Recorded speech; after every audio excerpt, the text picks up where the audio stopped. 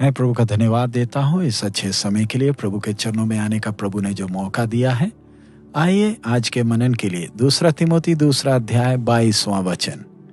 जवानी की अभिलाषाओं से भाग और जो शुद्ध मन से प्रभु का नाम लेते हैं उनके साथ धर्म और विश्वास और प्रेम और मेल विलाप का पीछा कर। मैं उर्दू में पढ़ूंगा। दूसरे तिमोथियुस की पत्री 2 अध्याय और उसका 22वां वचन। जवानी की ख्वाहिशों से भाग और जो पाक दिल के साथ खुदावन से दुआ करते हैं उनके साथ रास्तबाजी और ईमान और मोहब्बत और सुलह का तालीब हो। पिछले दिनों में जैसे हमने वचन ध्यान दिया है, प्रभु का आगमन नजदीक है। हमारे पास ज्यादा समय नहीं है। दूल्हा को मिलने का समय जब नजदीक आ रहा है, आइए इन दिनों में अपने समय को ध्यान से हम इस्तेमाल करें और अपनी तैयारी को पूरा करें। हमारे प्रभु यीशु का जीवन, जब वो सर्वशक्तिमान पुरुष परमेश्वर मनुष्य का रूप धारण कर इस पृथ्वी में आए, उन्होंने हमें जी कर दिखाया कि हमें चलना कैसे है। अगर प्रभु यीशु का चेला बनना है तो उनके पद चिन्हों में हमें चलना है। परमेश्वर ने जो मनुष्य रूप धारण किया, जो शरीर धारण किया, वो पाप रूपी शरीर के सदृश्य में है, लेकिन पाप रहित है। पाप भरे इस संसार में जिधर शैतान का खुला राज है, इसी संसार में उस शरीर में होकर प्रभु चले।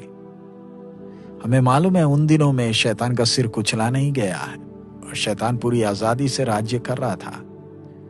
और पवित्र आत्मा परमेश्वर ने भी मनुष्य यीशु को पवित्र जीवन बिताने में मदद नहीं किया। अगर करता तो वो अन्याय है, कारण पहले आदम को परमेश्वर की आत्मा की सहायता नहीं थी जब परीक्षा आई। प्रभु यीशु के जीवन को जब हम देखें, हमारी तरह जीवन के हर पहलुओं का उन्होंने सामना किया। हर कदम में हमारी तरह ही थे, एक साधारण मनुष्य के तौर पर जिए। आदम के साथ जब हम तुलना करें, जब आदम को बनाया गया था तब आदम बच्चा नहीं था,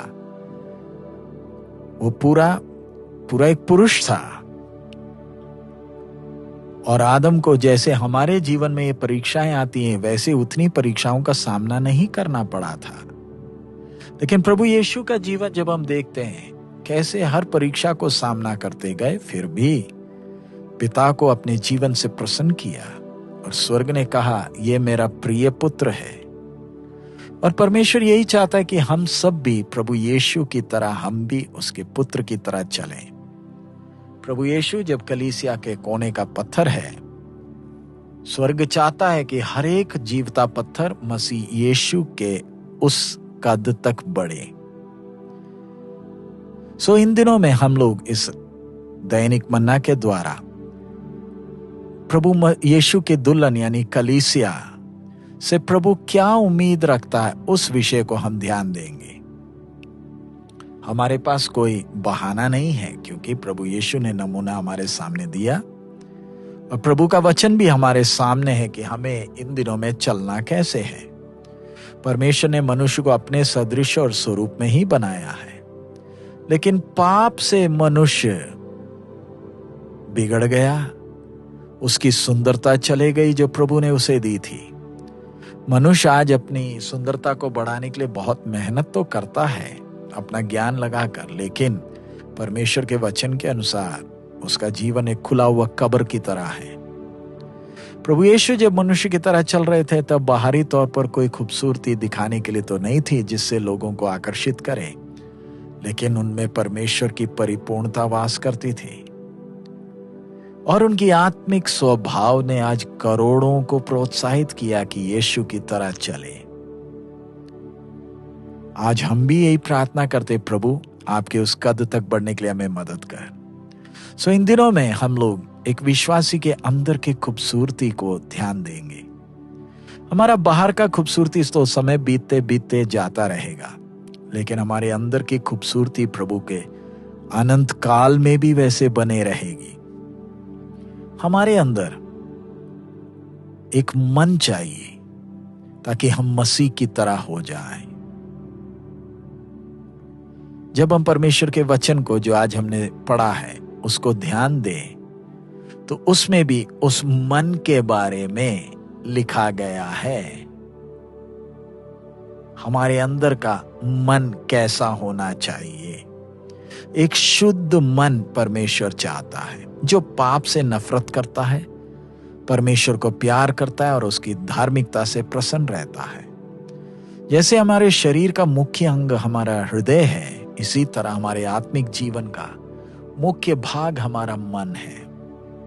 और इस मन से हमने परमेश्वर को प्यार करना है ताकि हम उसके सच्चाई और अनुग्रह में बने रहें।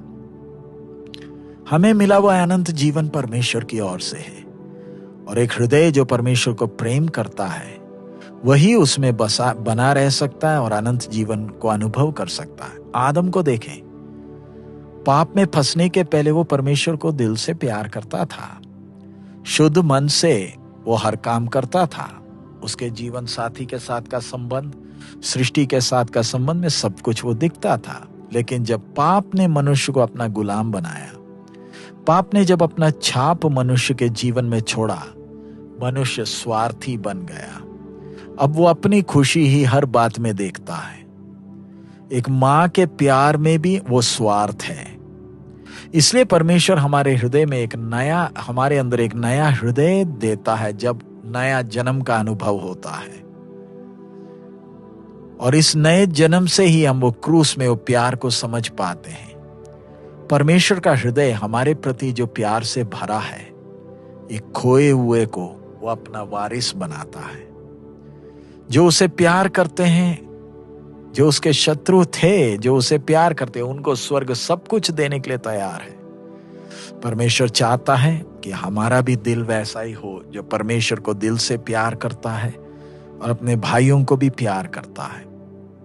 याद रखें, हमें परमेश्वर के पुत्र बुलाया गया है। हम मसीह के साथ संगी वारिस हैं।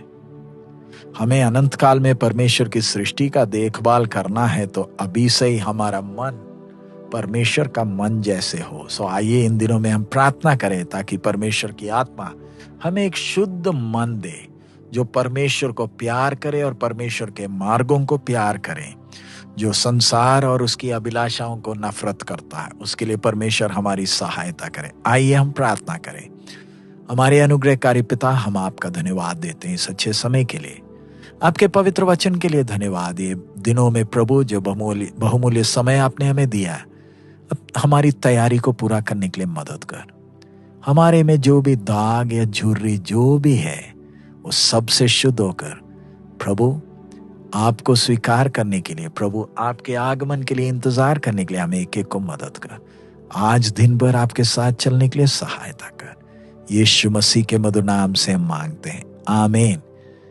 हमारे प्रभु इन दिनों में जब प्रभु का आगमन नजदीक है, हम एक एक को सहायता करें ताकि हम उसकी सुंदरता में बढ़ सके और हमारा जीवन बहुतों के लिए आशीष का कारण हो। प्रभु हम सबको आशीष दे। मारानाथा।